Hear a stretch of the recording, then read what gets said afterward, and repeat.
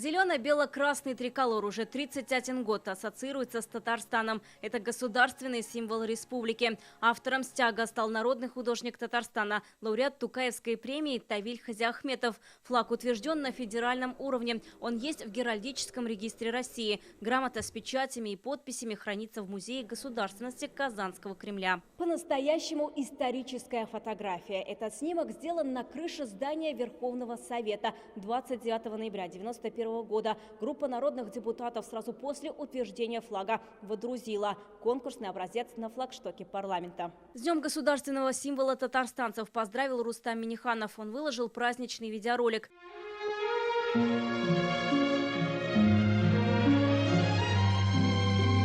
Долго спорили по самому флагу нашей республики, который появился у нас в Татарстане и был принят практически абсолютным большинством депутатов того созыва. Именно с уважения к государственной символике начинается гражданское и патриотическое самосознание граждан. Чувство гордости за свою отчизну подчеркнул Фарид Мухаммедшин. Председатель Госсовета сегодня встретился с представителями Геральдического совета при президенте. Без символов, без геральдики, без привязки к той или иной территории было бы сложно объединить наших людей и заниматься воспитанием патриотизма, любви к своей территории, к своей малой родине, к большой стране. Фарид Мухаммедшин сегодня вручил и государственные награды. Орденом Дуслык награжден председатель Геральдического совета при президенте Татарстана, директор Института международных отношений КФУ Рамиль Хайрудинов.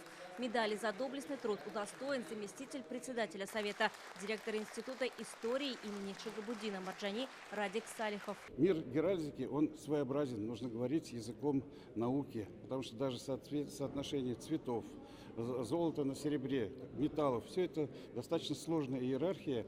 И я могу сказать с гордостью, что гербы, символы Республики Татарстан на сегодняшний день являются одними из самых значимых, красивых, узнаваемых гербов и символов Российской Федерации. Флаг Татарстана вместе с блогером из Казани Азатом Кашаповым побывал уже в десятках странах мира. Где бы он ни был, символ республики всегда с ним. Для меня все символы нашей республики много значат. Это и герб, и флаг, и гимн. И где бы я то ни был, вот сейчас я нахожусь, допустим, в Анталии, в Турции, как вы можете видеть. И флаг у меня с собой, как частицу своего родного края, своей родной земли. Ну и себя тоже ощущаю одной из частью Татарстана. Зеленый обозначает возрождение, белый – чистоту, красный – зрелость, жизнь, энергию и силу.